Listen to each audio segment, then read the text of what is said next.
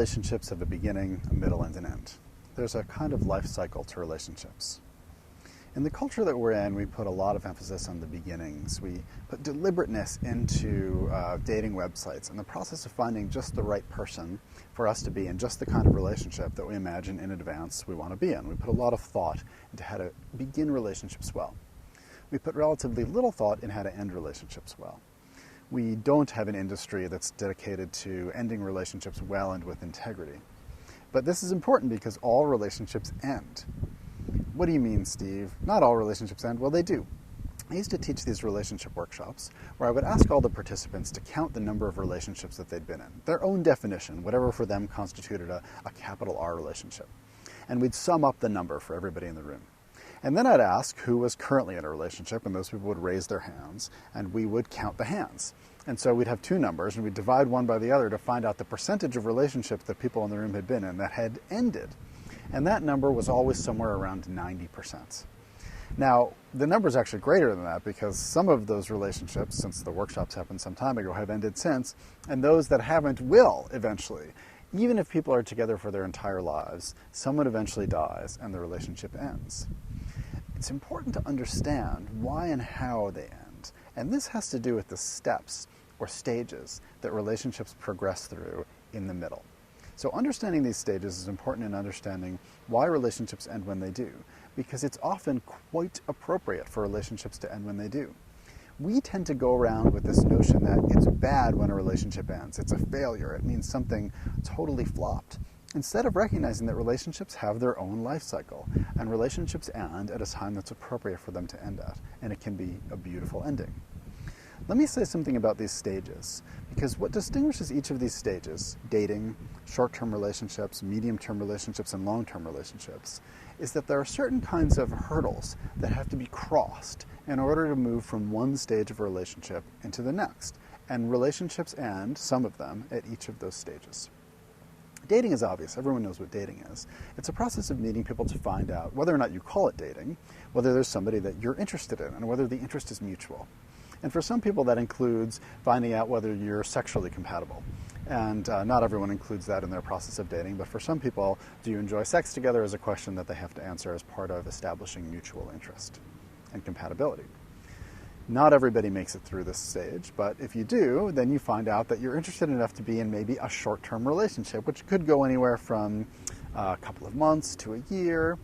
And in that short-term relationship, you find out the things that determine whether you make it across the threshold to a medium-term relationship. Like, for instance, are your styles compatible? Do you find that your ways of being with each other are matched well enough that you enjoy doing things together and going through the day-to-day experiences of life together? Related questions of whether your communities mesh with one another. Do you fit into each other's ecology of relationships, your network of social relationships? And perhaps most important, do you still like each other? Are you still into each other once the novelty wears off? There's this kind of energy that new relationships have. People, in fact, call it new relationship energy.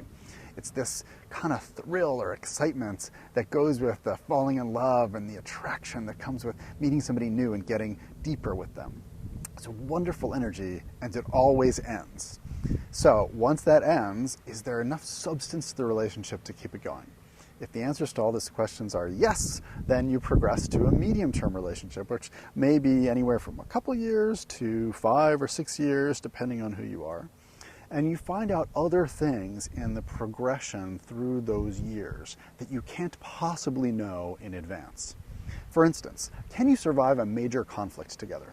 I don't just mean a fight, but a persistent conflict. Can you get through to the other side of a conflict in a way that has you come to understand each other better, which deepens intimacy, and makes the relationship stronger, instead of weakening the relationship so that you're always scrambling to try to overcome an unresolved conflict or destroying the relationship? Can you withstand conflict? Do you continue to meet each other's needs, interpersonal needs, in a substantial way over time? Do you really get your needs met by each other? Do you keep growing together? And there are a couple ways of growing that are important here. Do you keep growing as an individual? Does your partner keep growing as an individual? Or do you end up having to stunt your growth in order to keep the relationship viable? Does the relationship itself keep growing, or is that kind of faltering in order for your individual growth to occur in maybe a divergent sort of way? And Are your styles compatible in how you live together? Because for a lot of people at this time, they move in together and you have to find out, are you good living partners? Does it work well to be in the same space with each other? If, again, the answers to all these questions is yes, thumbs up, then often that means you can progress into a long-term relationship. And long-term relationships can be long, 10 years, 20 years, it could be your entire life. And relationships still end in the long term because people change and people age and major life events occur, and it may be that a relationship does not progress through to the rest of your life, but to make it to the point where you are able to be together in the long term requires you to have gone through dating, short term, medium term, and then you get to long term. You can't actually skip any of these steps. People try to do this, but you can't. It's only with the passage of time that you find out answers to the questions that you need answers to progress across the threshold to the next stage. So if you get married early on in your relationship and you've never gone through a major conflict together, trust me, you will. It's inevitable. It happens in all relationships. And you won't know until you get through that first conflict whether you can survive a conflict and stay strong, or whether it destroys the relationship. And if you're already married, then you've got to split up because your relationship didn't survive. It's really useful to allow the relationship to progress through at its proper pace, because relationships happen in the present, not in the future.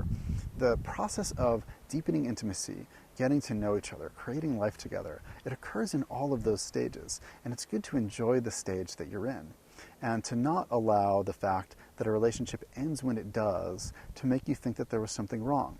For instance, you won't assume that you're going to be life partners with everybody that you date. It's the nature of dating. You're interested in some people and you're not interested in others, and that's okay. Some people make it through that screening process and some don't. It's the same for every other stage along the way. The hurdles that you have to pass through, some relationships make it through, some don't, and that's completely appropriate. There's no way you could have known until you got there whether it would make it or not. Once you get to the end of a relationship, if you assume that ending relationships is good because it's part of the natural life cycle of relationships, then you can say to each other, well, I love you, thank you for everything, it's time to move on, and let's find a way to do it as deliberately as possible. I recently reached the end of a 15-year relationship. And one of the things that we did to celebrate the 15 years that we'd spent together was we spent a month traveling together. It was kind of our vinegar moon. It's the inverse of a honeymoon. And we got to have that experience as a part of the process of completing our relationship. I'll talk more in depth about completing relationships in another video, but to suffice to say here that if you know that relationships end and it's part of the process, then you can do it in a way where you're not hard on yourself and hard on your partner, where you don't need to just divide and go your separate ways and never speak again, but you can find out how to have the kind of connection with each other that is appropriate to the time that you spent together and that honors it. So be in the stage that you're in and enjoy it for what it is.